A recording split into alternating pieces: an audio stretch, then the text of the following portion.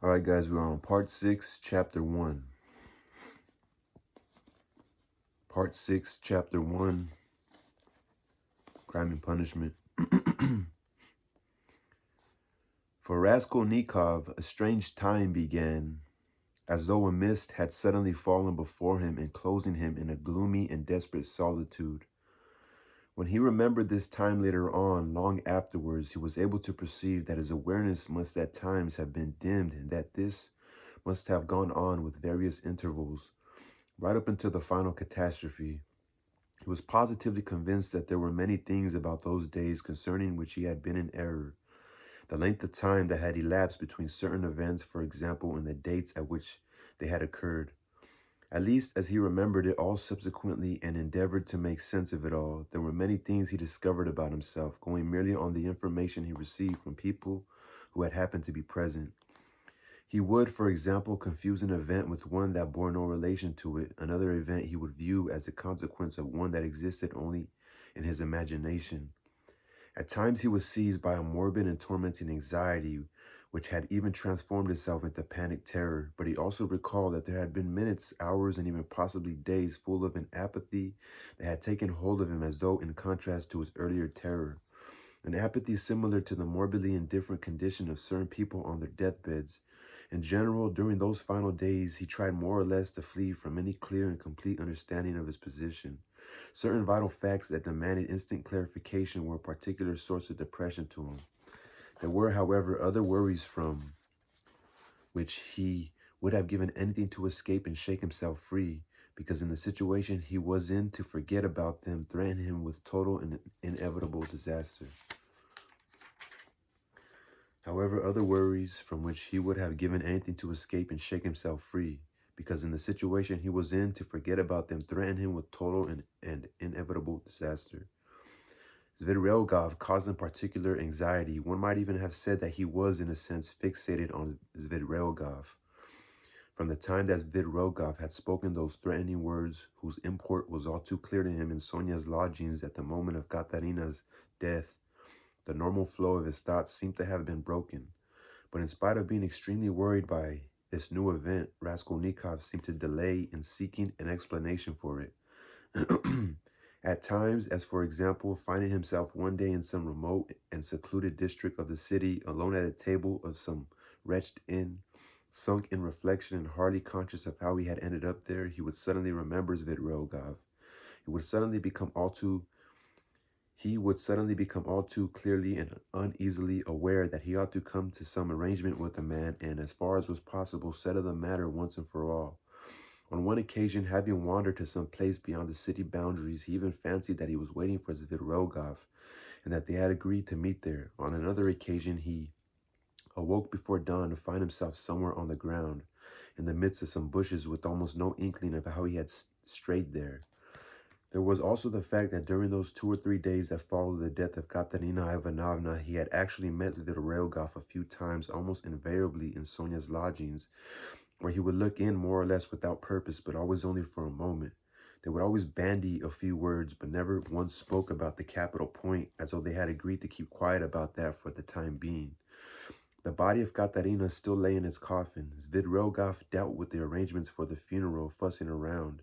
Sonia was also very preoccupied. During their last meetings, Zvidrelgov had explained to Raskolnikov that he had managed to solve the problem of what to do about Katarina Ivanovna's children, and that the solution was a successful one, that, thanks to some connections he had, certain persons had been contacted with whose help all 3 orphans could be placed at once in institutions that were thoroughly suitable for them, that the money which had been put aside for them had also helped in many respects, as it was far easier to place orphans with capital than orphans who were destitute. He also said something about Sonia, promising to look in on Raskolnikov himself in a day or two's time, saying that he wanted to ask his advice, that it was essential that they had a word or two together, that there were certain matters.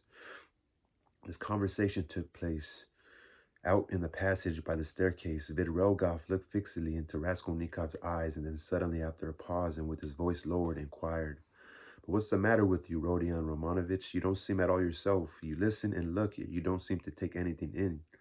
You must pull yourself together. Look, we'll have a talk. It's just a pity I have so much business to attend to, both my own and other people's.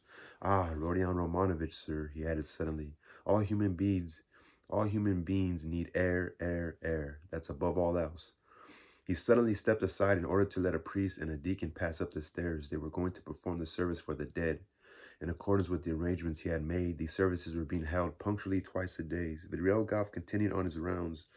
Raskolnikov stood for a while in reflection and then followed the priest into Sonia's lodgings.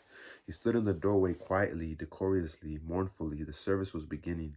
In the consciousness of death and the sense of its presence, there had always been for him something gloom-ridden and mystically horrible. Ever since he had been a child, it was also a long time since he had heard a funeral mass sung.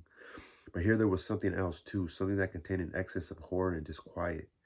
He looked at the children. They were all on their knees beside the coffin, and Polya was crying. Behind them, weeping quietly and almost timidly, Sonia was praying. You know, she hasn't looked at me once during the last few days, and she hasn't said a word to me, Raskolnikov suddenly thought. The sun was illuminating the room brightly. The smoke from the censer rose in clouds as the priest sang, Make their souls to rest, O Lord. Raskolnikov stood throughout the entire service. As he performed the blessing and the parting, the priest seemed to look around him strangely. After the service, Raskolnikov went over to Sonia. She suddenly took him by both hands and leaned her head against his shoulder. This brief gesture struck Raskolnikov with intense bewilderment. It was positively uncanny. What? Did she feel not the slightest revulsion, not the slightest loathing for him? Was there not the slightest tremor in her hand? This was some strange infinity of self-humiliation. That, at any rate, was how he read it. Sonia did not say anything. Raskolnikov gave her hand a squeeze and went out. He had begun to feel horribly gloomy. If it had been possible for him to go away somewhere just then and be completely alone, even though it were to be for the rest of his life, he would have counted himself a lucky man. The difficulty was that even though he had been almost constantly alone during these recent days, he had never once felt that he was alone. On occasion, he had strolled into the suburbs, walked out along the high road, once even wandered into some wood or other, but the more secluded the location, the more secluded the location, the more powerfully he had seemed to sense someone's close and disturbing presence. Not a particularly frightening one, but a very irritating one, with the result that he quickly went back to the town, mingled with the crowd, went into the inns and drinking dens, visited the second-hand stalls, the Haymarket. There he felt easier, even more secluded. There was one eating house where, towards evening, people began singing songs. He sat for a whole hour listening, and he recalled that he had really enjoyed himself very much. In the end, however, he had suddenly felt anxious again. It was as though his conscience had begun to bother him. Here I am, sitting, listening to songs when it's the last thing I ought to be doing, he found himself thinking. What was more, he instantly realized that this was not the only thing that was bothering him. There was some problem that demanded an immediate solution, but what it was he could neither formulate in his mind nor give utterance to in words. Everything seemed to have wound itself in some kind of a ball. No better to resume the struggle again. Better Porfiry again, or Vidrielgov. What I want is some kind of challenge again, an attack from someone to fend off. Yes, that's what I want, he thought. He left the eating house and very nearly broke into a run. For some reason, the thought of Dunya and his mother had suddenly filled him with the panic terror. That night, he had woken up before dawn in some bushes on Krestovsky Island, chilled to the very core, in a fever. He had set off home at once, arriving there in the early morning. After a few hours of sleep, the fever had passed, but when he woke up, it was late, 2 o'clock in the afternoon. He remembered that today was the day of Katerina Ivanovna's funeral, and he felt relieved at having missed it. Nastasia brought him some food. He ate and drank with great appetite, almost with voracity. His head was clearer, and he felt calmer than he had done these last 3 days. He even had a fleeting sense of wonder when he remembered his earlier panic terror. The door opened, and in walked Razumikin. Aha, he's eating, so he can't be ill, Razumikin said, taking a chair and sitting down at the table facing Raskolnikov. He was worried and made no attempt to conceal the fact. He spoke with visible annoyance, but without hurrying and without particularly raising his voice. One could suppose that some special resolve, exclusive of all else, had taken root in him. Listen, he began decisively, I don't give a damn about any of you, but the way I see this business now, I'm quite clear about one thing, and that's that I'm completely baffled. Please don't think that I've come to interrogate you. I couldn't care a spit about that. Nothing could be further from my mind. Even if you were to reveal everything to me, all your secrets, I probably wouldn't listen. I'd spit and leave. The only reason I come here is in order to find out once and for all, person to person, whether it's true that you're mad or not. You see, there's a conviction in certain quarters, just somewhere around, that you may be a madman or have a very decided leaning that way. I must confess to you that I myself have been strongly inclined to support that opinion. In the first place, because of the stupid and rather vile things you've been doing, things that defy all explanation. And in the second place, because of your recent behavior towards your mother and sister. Only a monster and a villain, if not a madman, could have acted towards them as you have, and consequently, you're a madman. When did you see them? I've only just left them, and I suppose you haven't seen them since that day, have you? Where is it you go gadding around? Tell me that, will you, please? I've already been here 3 times looking for you. Your mother has been seriously ill ever since yesterday. She wanted to come and see you. Avdotya Romanovna tried to stop her, but she wouldn't listen. If he's ill, she said, if his mind's disturbed, who's going to help him if not his own mother? So we all came here. We couldn't just leave here. We couldn't just leave her on her own. We kept begging her to calm down all the way to your door. We came in, but you weren't here. She sat right there. She went on sitting for 10 minutes while we stood over her, not saying a word. Then she got up and said, if he's gone out, he must be all right. And he's forgotten. And he's forgotten about his mother. And in that case, it's not at all the right thing for his mother to do, to stand on his threshold begging for kindness like alms. She ought to be ashamed. She went home and took to her bed. Now she has a fever. I can see he has time for that girl of his, she said. She thinks Sofia Semyonovna is your fiance or your mistress or something. I don't know. I immediately went off to see Sofia Semyonovna because, brother, I wanted to find out the whole story. When I got there, I looked. The coffin was there. The children were crying. Sofia Semyonovna was measuring them, making little mourning outfits for them. You weren't there. I took a glance around, made my excuses, and left, and then went back and reported to Avdotya, Dunya, your sister. So all that was nonsense, and there was no girl of yours. And so the likeliest explanation was madness. But here you are woofing boiled beef as though you hadn't eaten for 3 days. Oh, I know that madmen eat too, but even though you haven't said a word to me yet, I know that you're not mad. That I will swear. Anything else but not mad. And so I say the devil take you all, because there's some sort of mystery here, some sort of secret. I don't intend to cudgel, C-U-D-G-E-L. I don't intend to cudgel my brains over your secrets. I've simply come in order to shout at you. He concluded, getting up to let off steam, and I know what I'm going to do now. What are you going to do? What business is it of yours? You better be careful. You're going out to get drunk. How? How did you know? There, I was right, wasn't I? Razumikin said nothing for a moment. You've always been a very cool-headed chap, and you've never ever been mad, he said suddenly with heat. You're right. I'm going out to get drunk. Goodbye. And he started to go.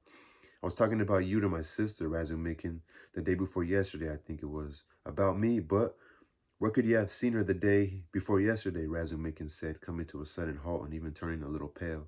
One could guess that his heart was beating slowly and violently within him. She came here on her own, sat here and talked to me. She did? Yes, she did. What did you tell her about me, I mean?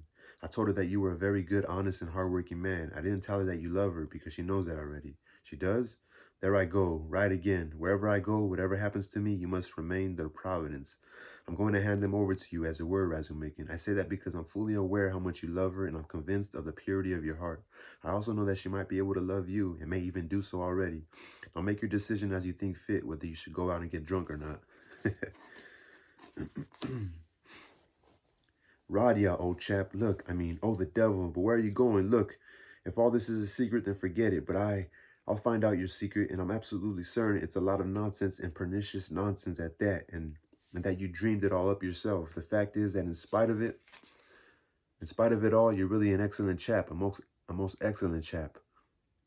What I was going to add before you interrupted me was that you made a very sensible choice just now in saying that you didn't intend to find out what these mysteries and secrets are. Leave it for the time being. Don't trouble your head about it. You'll find out everything in good time when it's right for you to know. Yesterday, a man told me that what human beings need is air. Air. I intend to go and see him now and ask him what he meant by that. Razumikin stood in agitated reflection, trying to make sense of it all. He's mixed up in a political conspiracy. He must be, and he's on the point of taking some decisive step. It's for certain. There can be no other explanation, and Dunya knows, he suddenly thought to himself. So if Datya Romanovna comes to see you, he said, making the words scan in rhythm, and you want to go and see a man who says that what's needed is more air, and I suppose that letter is also part of it, he concluded almost to himself. What letter? She had a letter yesterday. It upset her terribly, terribly. You have no idea. I started talking about you. She asked me to be quiet. Then she said that we might soon be saying goodbye to each other, and then she began to thank me for something in an effusive sort of way. Then she went back to her room and wouldn't talk to me anymore. She had a letter? Raskolnikov asked reflectively. Yes, that's right. Didn't you know? They both said nothing. Goodbye, Rodion. You know, brother, there was a time when but it doesn't matter. Goodbye. You see, there was a time, well, goodbye. I must be going too. I shan't do any drinking. I don't need to now. Oh, you're making it all up. He began to hurry as he was on his way out, however, and having almost closed the door behind him, he suddenly opened it again and said, looking rather to one side, "Oh, by the way, you remember that murder? The one Porfiry was talking about? You know, the old woman? Well, listen, they found the murderer. He turned himself in and provided all the evidence himself. It was one of those workmen, the decorators. Just imagine. You remember how I was defending them? Would you believe it? He purposely arranged that whole scene on the stairs, laughing and fighting with his mate as the others. The yard keeper and the two other witnesses were going up. It was meant to create a diversion. What cunning, what presence of mind in such a young puppy. It's hard to credit, yet he showed persistence, confessed to the whole thing, and how I went and fell for it. Oh, well, in my opinion, that fellow's nothing more nor less than a genius of dissimulation and inventiveness. A genius of the judicial ploy, and so I suppose there's nothing particularly astonishing about it. Are there really people like that? What gives him even more credibility in my eyes is the fact that he became a victim of his own temperament and confessed. That makes it all the more plausible. But oh, how I put my foot in it that time. I was practically climbing up and down the walls in my zeal to defend them. I say, I wonder if you'd mind telling me where you found out about this and why it interests you so much, Raskolnikov asked, visibly perturbed. Now there's a question. Why does it interest me? You can seriously ask that? Why? I found it out from Porfiry, among the other people. Actually, I found out nearly all of it from him. From Porfiry? That's right. What? What did he say? Raskolnikov asked in a frightened voice. He cleared it all up for me in the most excellent manner, gave me a psychological elucidation after his own method. He did? He cleared it up for you? Yes, he himself. But look, goodbye for now. I must be off. I'll tell you all about it later, but right now, I have business to attend to. I must say there was one moment when I thought, oh, but never mind, later. I don't need to go off binging now. You've made me drunk without my ever going near. You've made me drunk without my ever going near the stuff. I mean, I'm drunk, Radka. I'm drunk without vodka. Well, goodbye. I'll look in again very soon.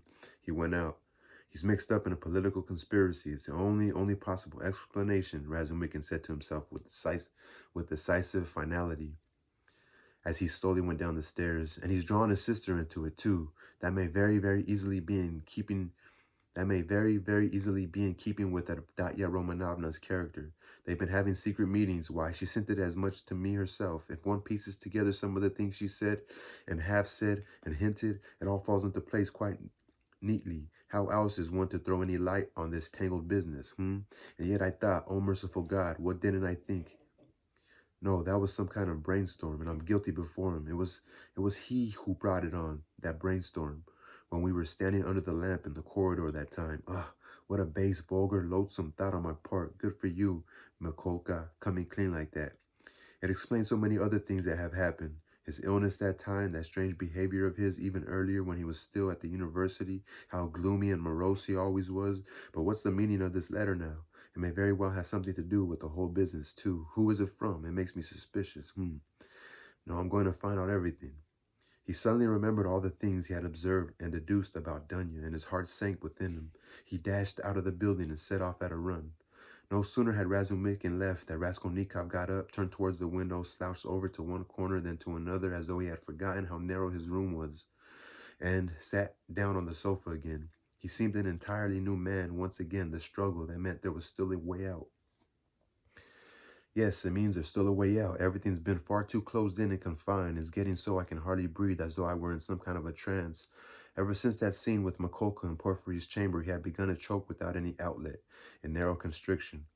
After his encounter with Mikolka, that same day, there had been the scene with Sonia. Its development and conclusion had been not at all the way he had imagined beforehand.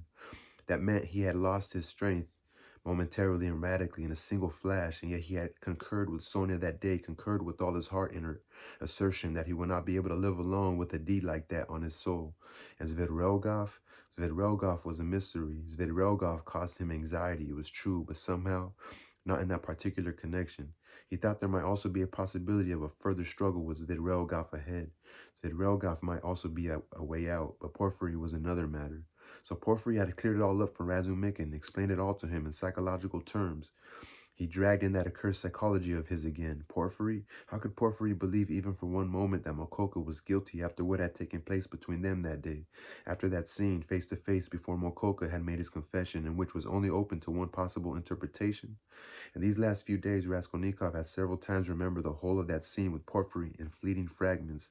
He was unable to endure the memory of it as a totality. The words that had passed between them, the movements and gestures there had been, the looks they had exchanged, the tones of voice they had used, all of that had reached a point where no Mokoka, whom Porfiry had seen through right from his very first word and gesture, no Mokoka could have shaken the bedrock of his conviction. What was he to think? Even Razumikin had begun to have his suspicions. The scene under the lamp in the corridor had not taken place without reason. Razumikin had gone rushing off to Porfiry. But what had the latter's purpose been in pulling the wool over his eyes like this? What did he hope to gain by diverting Razumikin's attention towards Mokoka? Yes, he must be up to something. There was some plan here. But what was it? It was true that much time had passed since that morning, far too much time. And during all of it there had been no sign of Porfiry whatsoever, and that, of course, could only be for the worse.